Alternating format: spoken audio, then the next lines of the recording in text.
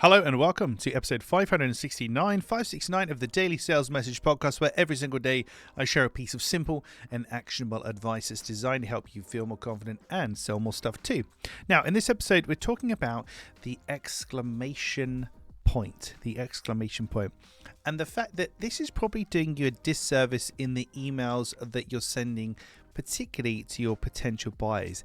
And there's two ways this is happening. The first way, which really gets my goat, is when somebody sends you too many exclamation points. So where have you been? Question mark, exclamation mark, blah, blah, blah. Too many of them. And we've had this before. And it's the same for question mark as it is for exclamation point. Where somebody says James, question mark, question mark, question mark. For me, that's aggressive is a strong word, but that's aggressive. That's like shouting on an email. I don't like that.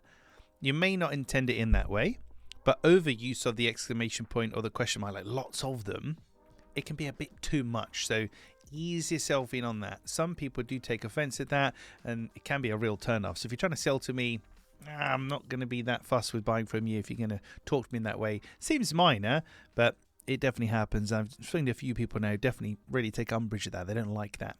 The second one is being overly excited or too excited, having almost fake enthusiasm. Hey, James! Exclamation mark. How you doing? Blah, blah, blah. Have a great weekend! Exclamation mark, exclamation mark. Trying to be too jovial and too positive, basically, can be off-putting because it feels like you're just saying and doing whatever you need to do and being all smiley and lovely because you just want them to buy. So there's nothing wrong with saying, hey, James, here's the thing, blah, blah, have a great weekend, with no exclamation marks. That doesn't mean you're being rude or miserable, but if you litter it with exclamation marks, it comes across a bit kind of needy and a bit try hard, or it does to me anyway. If you differ with me on that, leave me a comment below, DM me through LinkedIn. Be interesting to hear your thoughts on that, but for me, it's quite divisive, quite decisive. Overuse of the exclamation mark, key or character on sales emails can be a bit too much. Right, that's it for this rambling, whingy episode of the podcast. Sorry about that one. Well, it's been nearly 570 episodes, so, you've got to give me some slack somewhere.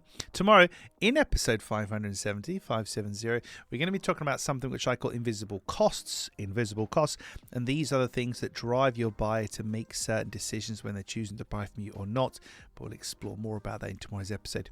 Thank you for listening or watching all the way to the end and putting up with me. I'll catch you tomorrow for a more chirpy edition of the Daily Sales Message.